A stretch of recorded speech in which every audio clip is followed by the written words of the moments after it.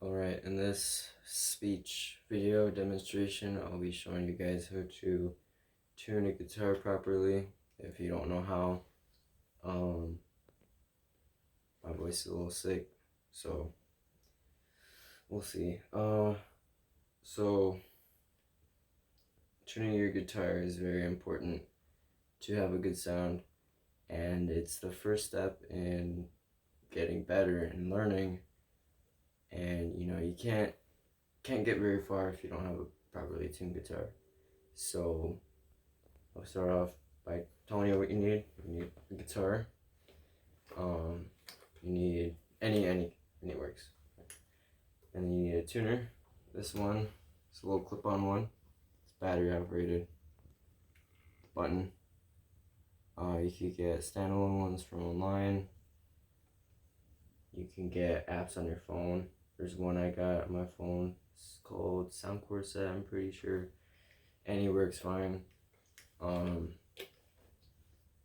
Once you got that under control, you're gonna need to familiarize yourself with the guitar, right? So you got 6 strings, and you got 6 tuning pegs. And if you look, each string, you follow it, corresponds with each peg, right? This top one corresponds with this one right here. So an out of tune guitar sounds like this. Not very pleasant. This doesn't sound right when you play it. So in order to fix that, we're gonna need to, one by one, tune each note. So the order of the properly tuned notes would be, in standard tuning, E, A, D, G, B, E. Again, that's E, A, D, G, B, E. The top and the bottom are the same. It should be. So make sure your tuner's on. You pluck the first note. It says it's a D sharp. And if you pull up a music sheet chart, it tells you all the notes. You can find out that in order to get to E, which is what the top one is supposed to be, you gotta raise the pitch. And to raise the pitch on a guitar headstock like this, you need to turn the tuning peg up, twist it that way. So more like counterclockwise. So you're gonna pluck it, and you're gonna twist it slowly, very slowly, until you get to E. And then you're gonna kind of back off, and then if you want to get closer, get a little close up of the tuner. As I pluck it, you'll see that it's not quite at the middle, and a lot of tuners, they'll have kind of a gradient scale. You want it to be in the center. That'll be fully in tune. So it looks like I need just to raise it up a little bit more, just to hit E. Right, that sounds good. And then you move on to the next one. Second one should be A, and it looks like we have A sharp. And if you look at a chart, you'll see that it's actually higher than we need to be. So if you want to put it back, we need to put that down. So I'm gonna get a close up, down, which would be clockwise. Turn it. You can hear the pitch. Kind of gets in that green. The first time you run through each strings, it'll be kind of a rough tuning, and then you go back and dial it back.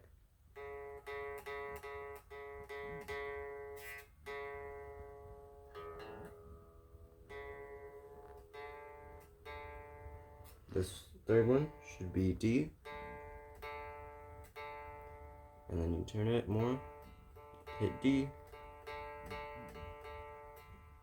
right there. And then fourth one should be G.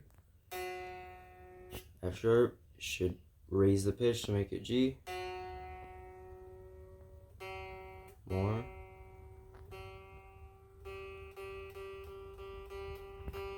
There we go.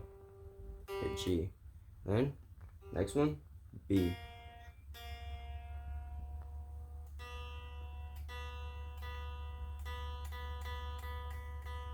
Almost there, right there. Next one, E. Now you want to really be careful with this one, especially if you have old strings. You may snap a string, so careful with this one. Very slowly, just like that. Very slowly up. So then go back through again. Start at the bottom, at the top. That one looks pretty good. Then you go to the next one. That one sees a little bit up. Then the third one, D, a little bit up. G is the fourth one. That one's pretty good. And then B, the fifth one. Just a little tad bit. And then E, the last one. So then when you play them all together, yeah, all the way, it should sound good, a lot better than it was, right? So if you play chord, it'll sound how it's supposed to. And usually you want to tune about every time you go to practice. Shouldn't change too much between practices. The only time you want to really tune is if you don't play it for like a week, it'll kind of settle. But the reason you want to go through a second time is because the strings tightening and loosening will kind of warp it out, and it'll adjust the other ones back out of tune. So you want to constantly be adjusting it too. Yeah, just make sure you turn off your tuner, put it away, and the last step you want to do is check the gap between the strings and the fingerboard. If you want to get a close-up, just a general check, make sure it's all, uniform all the way through. But that looks pretty good. Usually you shouldn't see too much of an issue, and if you do, you're gonna want to take that to a shop and get that fixed. But